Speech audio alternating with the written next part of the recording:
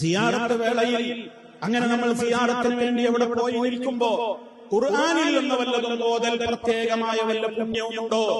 ചില ആളുകൾ അൽ ഫാത്തിഹ എന്ന് പറഞ്ഞിട്ട് ഫാത്തിഹയും ഖുൽ ഹുവല്ലയും ഖുൽ അഊദു ബിറബ്ബിൽ ഫലഖും നാസും ഒക്കെ 3 തവണയോതും. ചിലർ കുറച്ചുകൂടി ദൈർഘ്യമുണ്ട്, സമയമുണ്ടെന്ന് തോന്നുന്നവർ അൽ ഫാത്തിഹ വിളിച്ച് പിന്നെ യാസീനും ഇഖ്ലാസും മുഅവ്വിദതൈനും ഒക്കെ ഓതും. ഇതിനെന്തെങ്കിലും പ്രമാണമുണ്ടോ? ഒരിക്കലുമില്ല.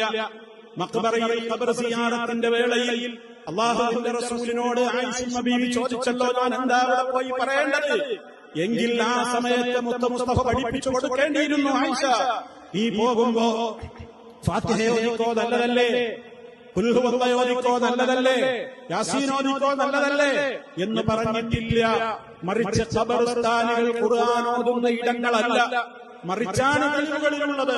അല്ലാഹുവിന്റെ റസൂൽ പറഞ്ഞു, ലാ തജഅലു ബുയൂതകും മഖാബിറ, നിങ്ങളുടെ വീടുകൾ നിങ്ങൾ ഖബറുകളെ പോലെയാക്കരുത്. കാരണം ഖബർസ്ഥാനുകളിൽ ഖുർആനും നിസ്കാരവും ഉണ്ടാവില്ല. നിങ്ങളുടെ വീടുകളിൽ അതേപോലെയുള്ള ഖബർസ്ഥാനുകളെ പോലെ ആക്കരുത്. നിങ്ങളുടെ വീടുകളിൽ നിങ്ങൾ ഖുർആൻ ഓതണം. പ്രത്യേകിച്ച് സൂറത്തുൽ ബഖറ നിങ്ങളുടെ വീടുകളിൽ നിങ്ങൾ പാരായണം ചെയ്യണം.